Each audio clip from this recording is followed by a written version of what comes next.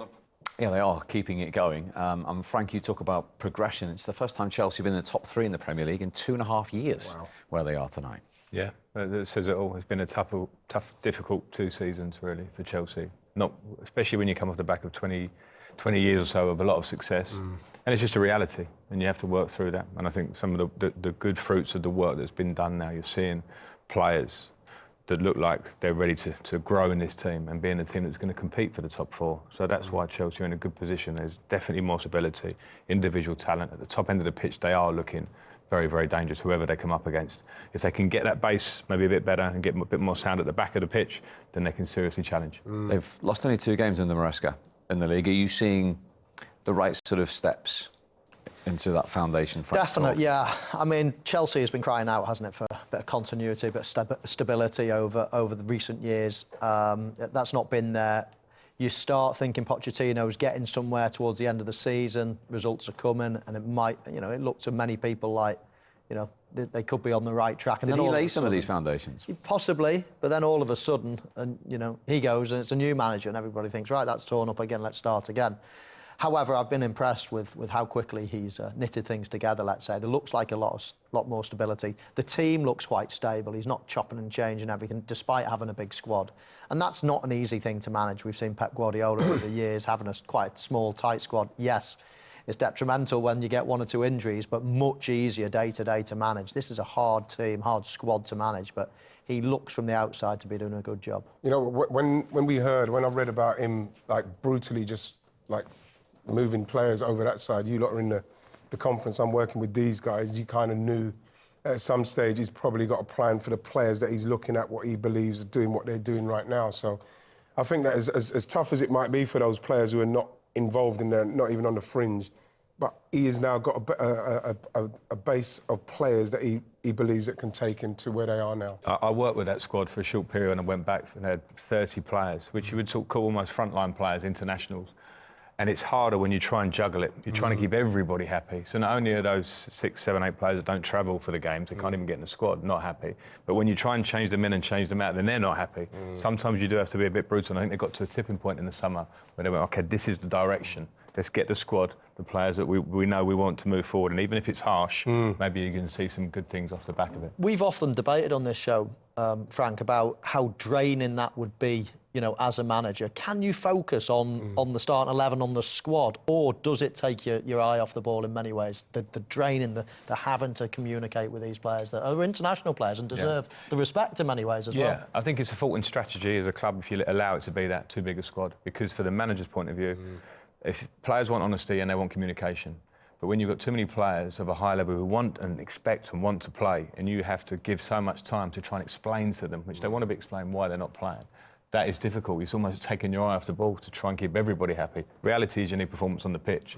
So I think now, hopefully, they've sort of, that issue is becoming less so, and we're seeing that now. And the players that are the strong core of this team, I think are now going to develop without that problem. And it was particularly, I think, for Graham Potter, was a tough gig at that point because he had a lot of players there trying to keep everyone happy. So no matter who you are, doesn't matter what manager you are, you can be the best politician, a diplomat behind the scenes. You cannot keep individuals happy who want to play and represent their clubs. And was it easier, in a sense, for Maresca to come in and go, right, I'm taking the job, but they're the ones that I want, they're the ones I don't want, and you can add X, Y, and Z, and he's then got his group? Yeah, well, I think nothing's easy because they're all tough jobs, these. But if you have the support and the back end of the club and you're in the right direction, if you're going to decide this player is not for me, the club have to say, OK, we'll find a solution and he'll move on, or we're very happy for you to be quite strong and decide that they're not going to play and that's what it is, and we'll find the best solution as and when it comes. So everybody has to back the manager, and it feels like he does have that support. And that's, I think, been a big help to the start that he's made. So around the place, for instance, when you were keeping the seat warm when there were 30 and they were all wondering, is it me this week? Am I going? There doesn't appear to be that uncertainty, if you like, that there is the squad and they're either on the bench or they're playing now because he's got that number. I think there'll still be some issues. I still think there's a bit of the process to go. Still think they're quite big, but there will also be players that sit on that bench today that have come at big price tags who won't be happy. So that will be a constant managing process. And you know what, if they deal with it right, these players, and they fight and train well and, you know, they get themselves back in the team, then that's good competition. So there will be those tests along the way because of the way Chelsea have started and now where they're trying to bring it back. But certainly you can see it's much more positive now. Because at least if you're Enzo Fernandez, £100 and something million World Cup winner, You're not happy, as Frank says, on the bench today, but you know the clarity is there that you're in Maresca's plans, unlike the others on the other side of the training ground. Well, exactly. Yeah, you've almost got a starting 11, a group of players that are filling the bench, and then a group of, you're not involved at the moment. And that's probably hard to manage those three. It's hard enough to manage two, to sort out your starting 11 and to keep those subs happy, motivated, ready to come on. And you can see the pros and cons for it. I mean, obviously, if anybody, any team is depleted with injuries, then of course it's really helpful to have a big squad. However, I've not managed, which is why I asked Frank, but I know that if I was going to, I'd much prefer to have a smaller squad and not have to, worry about those outside problems. A little bit like what Guardiola does. Now, obviously, as we've spoken before, the problem is then you get an injury to Rodri or someone else big, and then all of a sudden you just haven't got the squad to manage. But I would prefer that than having too many players, because that causes a bigger problem in my eyes. And is it more balanced, do you think, now? You mentioned the recruitment was more aligned in the summer. Yeah, no, for sure. And I think there's been a lot of criticism, a lot of talk about Chelsea in the last 2 years, and some of it might be valid in terms of the strategy. But I think now you're certainly seeing a place now where it's more balanced. They've got it to a much more balanced position. And as importantly, they've got talent. What they've brought in, you look at Cole Palmer, who's been a sensation, but you look at Neto now, you look at midfield now, Lavia's getting in the team, Caicedo coming through and showing his true self. Gusto was a great recruitment as well. And the manager will always need that talent. So can you get both things right? Bring in good players, get the right side. No manager will want to work with more than 22, 23 players. At one point, Chelsea had gone towards 30 players and plus. It's very, very difficult. And you have to get the balance of experience, middle of the road, and youth within that group. Well, you mentioned that. The average age today, just over 23 in the starting 11. Yeah. And young players have to wait, and they have to be keen to get their opportunity. They can sit on the bench. They can wait for their time to show and wait for their moment. It's sometimes when, at times now, you've probably had certain players that sign with other managers, a bit more experienced, not that happy, not content to be there. That's more difficult to manage personally. But then you look at someone like Enzo who came on for the same kind of monies as Caicedo, and he, as a World Cup winner, it's up to him to try and force himself into that team, because, like Frank mentioned, that's what's going to push that team on. Because at the moment I don't think that Enzo gets in front of Lavia or Caicedo, so he's in the group. So it's up to him to push them in that group so as he can get in. So if he gets in, it's going to be difficult for them to get in there. But the balance, what he's got, is because he's been brutal. There's still players around who probably, when the manager's walking past, are giving him a side eye, not happy with him. Of course there is, because there's players he's just completely cut off. But he's got this balanced, and it looks good, and it's working, so you can't really argue. I would have paid money to have seen you in the modern day era amongst 30 Chelsea players being told by I'd probably be in 11, if I'm going to be honest. I'd like to be confident enough to be in 11. I think you might have been, just because of your reaction. Dear me. You mentioned Fernandes there. He actually had a small part in the equaliser, didn't they? Pedro Neto's making giant strides and got the equaliser 10 minutes later. Yeah, sure. It's a nice pass from Enzo. And it's a lovely movement. I think Neto played most of the game on the left, moves to the right-hand side. I think this is where he's going to find his home for Chelsea, moving into this area. It's so natural, it opens up the whole pitch, and then he can do that, which is an amazing strike from him. A relatively simple pass from Enzo. It's the movement into that space you don't expect to get, really, against Arsenal. But he's managed to get it and it's almost strolled into that area. And then that's a great strike from him. So much harder to pick up, isn't it? When you've ghosted into those positions over the years, Frank, but when you're coming from a wider position, it's very hard to pick up.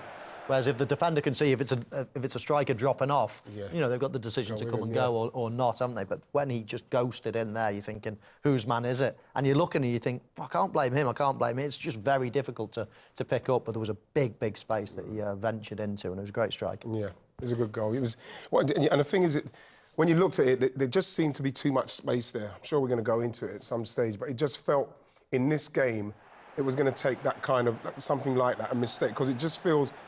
He's come in, no one's on him, no one's going to press him, no one's closing him down. Too easy, so, and you can't do that at this level of player, because, like I said, I think Neto's probably their best winger. We're going to start seeing him do what he's doing, and Frank's absolutely right. Him coming off of that right is going to be very, very dangerous. What about Arsenal going in front with the goal? Were you at this point they couldn't hold that a little bit longer than they did? Yeah, obviously, but like again, we're not creating enough for me to say, oh, let's take our time because we'll get something else coming. Yeah, you do. I do believe we've got the players where we can try and create more, but then, you know, Martinelli has just come back. Once this goes back to him, this is just quality. I think this is very fortunate. The goalkeeper should be doing everything he can. There's no way he should be scoring in that near post for me. I'm delighted to see it go in, but there's no way, because what you want is the angle's going to get so tight for Martinelli, who we saw miss the earlier. He's now should be coming towards him. There should be no space on that inside. No way. He should be coming towards him now, making it really hard, closing down. So he scored that, and I'm really pleased to see it. But again, I don't think that we create enough chances. That is the problem with Arsenal. We haven't got the killer to know that this game ain't going for us. We might get something like we saw Jackson go through and finish one when he's offside. We need that as well to settle us down. We ain't got that at the moment. That's a worry.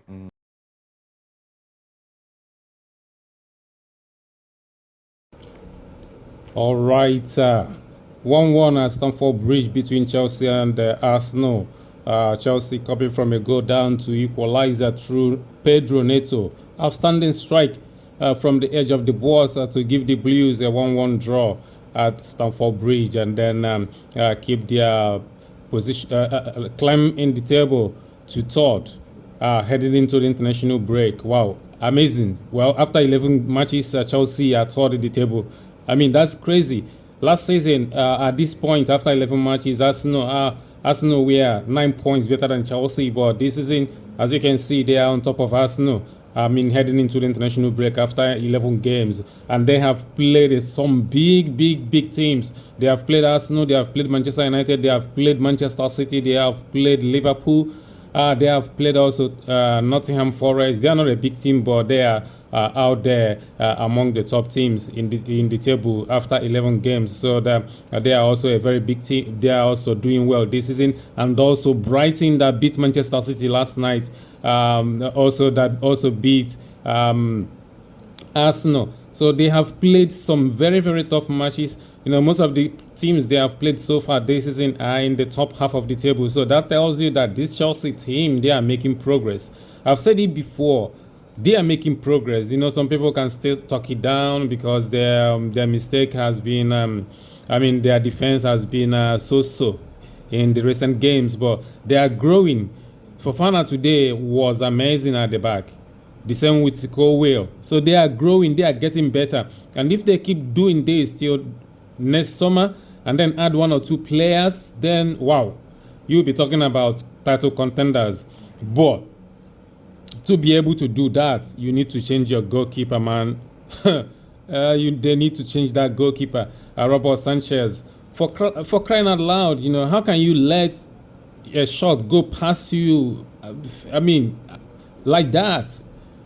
You are at the post, man. You know, that's the area, that post, you need to cover it before even thinking about going outside.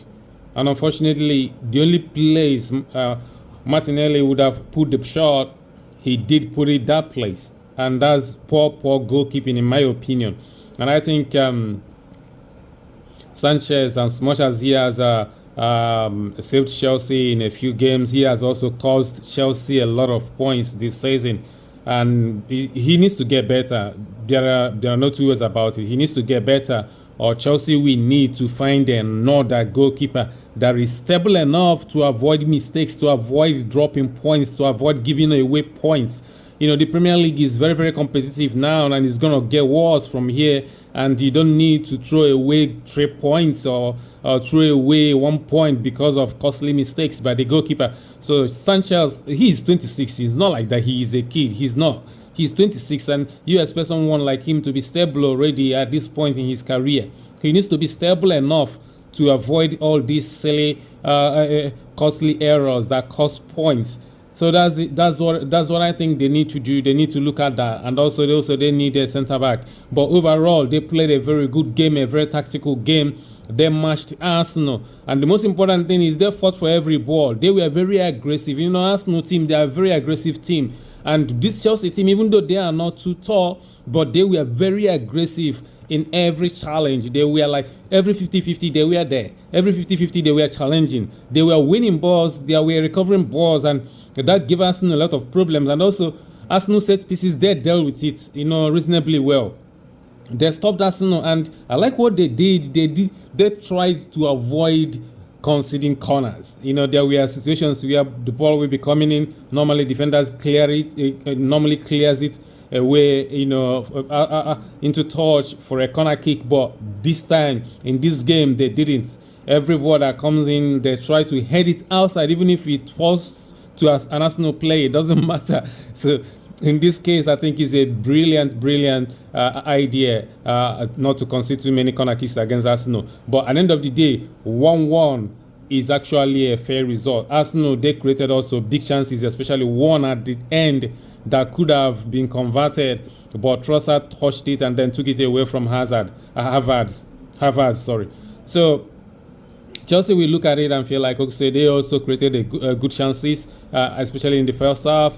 Gusto missing a very good header, clear header that, a little bit of composure, that would have been a goal. Also, Madueke missed a very good header. So Chelsea created also very good opportunities, clear-cut opportunities. So, if you watch this game, you have to agree that 1-1 is actually a fair result between two quality sides that produced quality football on the day. And it's good advertisement for Premier League, and it also confirms that Chelsea are there among the elite teams. They are already there competing among the elite teams, and they're only going to get better. The average age of this team is never more than 24 years.